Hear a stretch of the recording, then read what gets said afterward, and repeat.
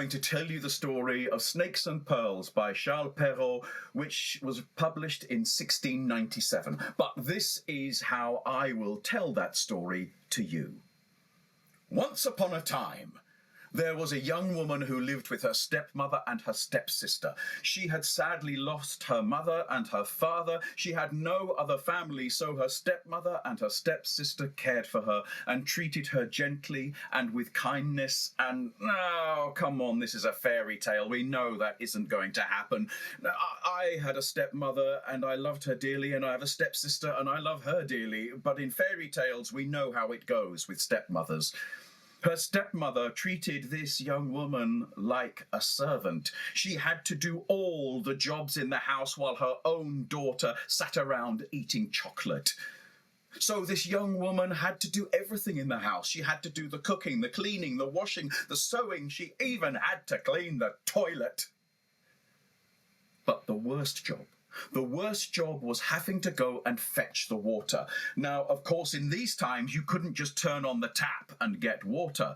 You had to get water from the well. The problem was the well was at the end of the world. And one day, the woman said to her stepdaughter, "Take the bucket to the well at the end of the world and fill it with water. We need more water." So the stepdaughter, the young woman, took the bucket and off she went to the well at the end of the world. And it was a hot day, and by the time she reached the well, she was hot and dusty. There was sweat upon her brow, but her problems were forgotten very quickly when she saw, sitting next to the well, there was an old woman bent over with twisted hands, an old woman with bare feet that were dusty and dirty, an old woman that was trying to catch her breath. And the stepdaughter, the young woman, looked at her and said, "Mother, are you all right? Is there anything I can do for you?" And the old woman said, "Oh, it is such a hot day. Please, could you fetch me some water from the well? I see you have a bucket with you." And the young woman, the stepdaughter, said, "Of course, Mother, of course I will do that." So she hooked her bucket on the chain of the well and lowered the bucket into the well and drew out water and gave the old woman water to drink. But not only that. She soaked her apron in the water from the well and she wiped the old woman's face. She cleaned the old woman's hands and she washed the old woman's feet. And the old woman looked at her and said, "Thank you so much. I'm so grateful to you. Now you need to go home. Fetch some water from the well." So the stepdaughter, the young woman, fetched a bucket of water for home from the well. And as she walked away from the old woman, she waved goodbye. And the old woman called out after her, "You shall receive your reward." Of course, when the stepdaughter, the young woman, got home, it was later than her stepmother had expected. So when she walked in the house with the bucket of water, her stepmother said to her, "Where have you been?" And her stepsister said, "Where have you been? Where have you been?" And the young woman said, "I'm sorry I'm late." As she said the words, "I'm sorry I'm late," from her lips fell pearls onto the ground. Her stepmother looked at the pearls on the ground and then looked at her and said, "Where did they come from?" And the stepsister said, "Where did they come from? Where did they come from?" And the young woman said, "I don't know." But as she said, "I don't know," from her lips fell diamonds. She explained that she had gone to the well and she had met the old woman and she had helped the old woman. And as she explained her story to her stepmother and her stepsister, with every word from her lips fell diamonds and rubies and pearls until there was a pile of precious stones on the ground. Her stepmother thought for a moment. The old woman! She was a fairy! She looked at her own daughter and said, "Tomorrow You go to the well. You go to the well and you help the old woman, and then you will have diamonds and rubies and pearls." And her daughter looked back at her and said, "Oh, that's so unfair." But the next day she was sent off with the bucket in the heat of the day to the well at the end of the world. She was stomping her feet by the time that she reached the well. She was not a happy young woman, and she was even less happy when she realised that there was no old woman waiting there. She put the bucket on the ground and she sat next to the well and folded her arms. She looked around for the old woman, but she wasn't there. She waited minutes. She waited at least an hour, and then she heard the sound of horses' hooves and the tinkling of tiny bells. She looked further along the path, and coming along the path there was a beautiful white horse. And riding the white horse was a beautiful woman wearing beautiful silks, and hanging from her dress were tiny silver bells. The beautiful woman rode her horse up to the well and looked down at the stepmother's daughter. And she said, "Oh, it is such a hot day. Please, could I have some water from the well to drink, for my lips are very dry?" And the stepsister looked up at the beautiful woman and said, "Why are you asking me? Of course you can have water if you want it. Where's your bucket?" And the beautiful woman looked down at her and said, "Well, I thought that you might fetch some water for me in your bucket." The stepsister looked up and said, "Me? Get water for you? Oh, all right then." So she took the bucket, she hung it on the chain, she lowered it in the well, and she pulled it back and handed it to the beautiful woman on the horse.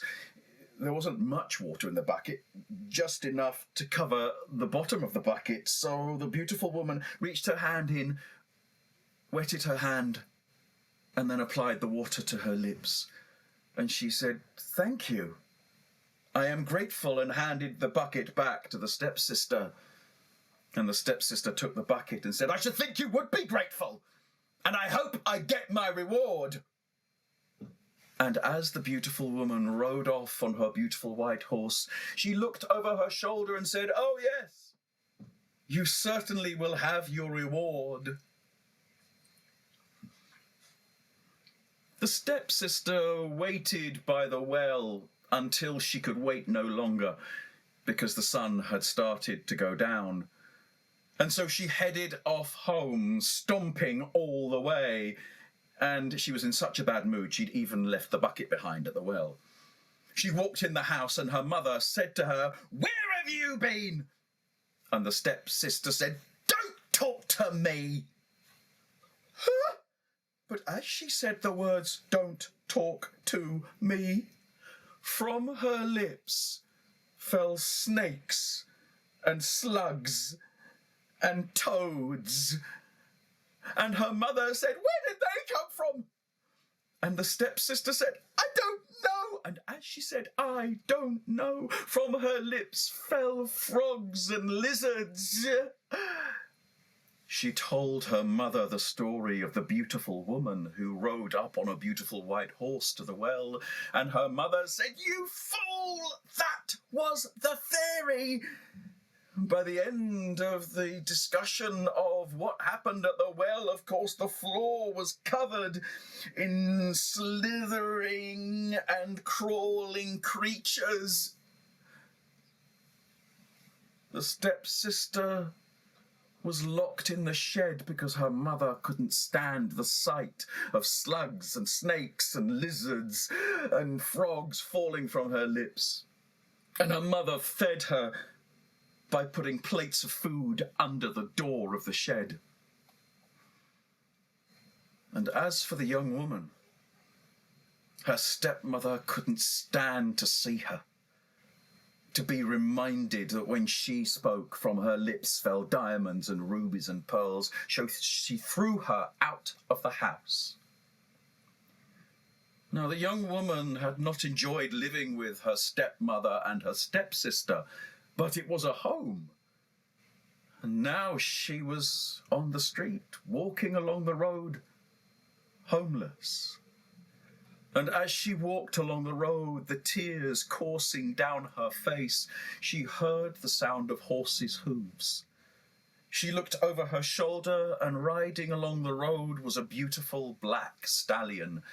And riding the black stallion was a handsome young man who pulled the horse to a halt and looked down at the young woman and said, "May I ask you, why are you crying?" So she told him her story. And as she spoke, it seemed to him that her words were so beautiful, so gentle. They shone. Her words shone like diamonds and rubies and pearls, and of course, the inevitable happened. He fell in love with her. And as she told her story and looked into this young man's eyes and realized that he wanted to hear what she had to say, and he cared about what she said, well, she fell in love with him. And so, with her consent, he lifted her onto his horse, and they rode off back to the palace. For, of course, he wasn't only a handsome young man. He was a handsome prince, and they were married, and they lived happily ever after. As for her stepsister, I suspect that she's still locked in the shed. And if you don't want to be locked in the shed and have your food passed under the door on a plate, perhaps you need to make sure that when you speak, your words are not words that are like slugs and snails and frogs and lizards, but that your words shine like diamonds and rubies and pearls. And if you and I do that, perhaps we'll have our happy ending too. And that was the story of Snakes and Pearls, and that was how I have told it to you.